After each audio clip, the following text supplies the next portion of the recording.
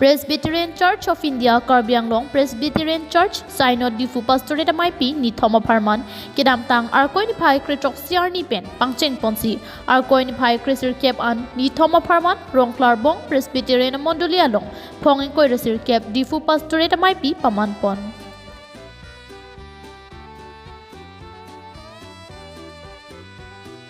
bang swajai mega teng pen arkoi ni phai kritok siar ni pen mai pangcheng ponsi ni phai kriner kepajo karcho amaya hut ahok pet pen arna makam claim non pu thepi en ponsi mondoli asar reti strong phar lapen dorsing tiron atuma hin pensi arna malam than ponlo ni la sopot ni claim joy lo te ni nuet chulong loku chitame ni jil po bahini bang thom aphan jihang polote ni kilong tang akhi do an pen ni ha tum phan that thang ko ku wa kai si ili tum lo nang li lo osi mili kimat hadam kimun thidam abang ke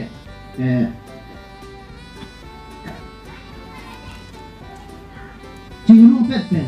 ke klen kidam walam sini di than sini hang lo Apeke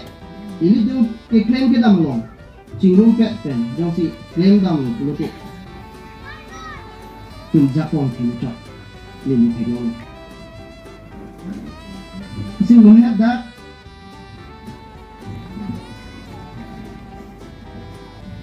hang pare long pulo,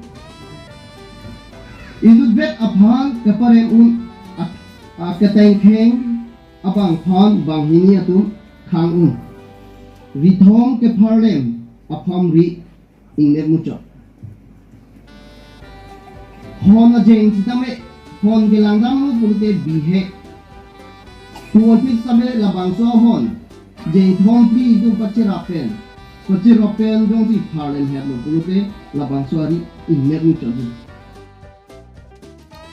Jai Meki Paman Ponalong, Diphu Pastorate Choir, Diphu Mondoli Choir, Atum Pen, Arnam Kirwalun Parju Ponsi, Anerlu, Porpai Siraj Tim, Porma Lompen, Hemfua An Kichuamai, Reverend Lallan Mavia Hinpen, Japon Linsi, An Parta, Porpai Anikang Sam, Porpai Trok Aporpen, Kang Dukardom Amai Aporahud, Mondoli Asar, Joyram Terone Hinpen, Mai Chepe Hempu Ponsi, Reverend Lallan Mantavia Hinpensi, Puthot Arnamalam Jumesen Parju Pon.